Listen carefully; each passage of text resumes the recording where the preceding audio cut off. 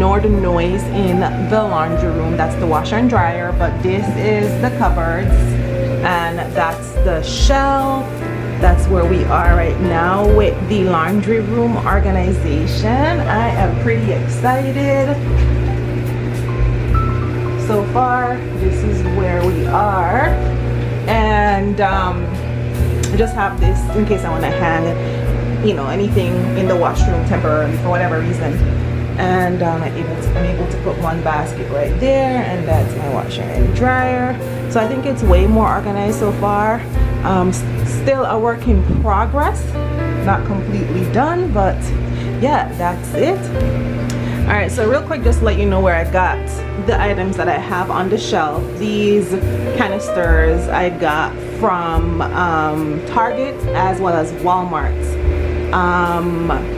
Yeah, I believe it was Target and Walmart. That's where I picked those up from.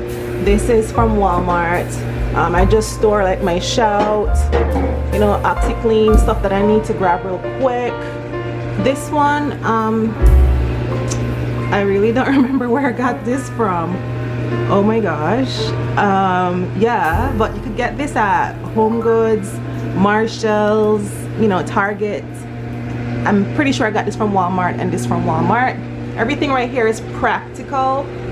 I have my dryer sheets here. I'm searching for a container to put my dryer sheets in, like a flat container that I could actually lift the top off or slide the top off.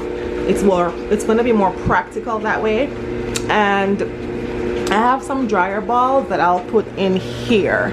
I didn't get any clothespins for decor or anything like that because I personally won't be using any clothespins, and I think it's not practical.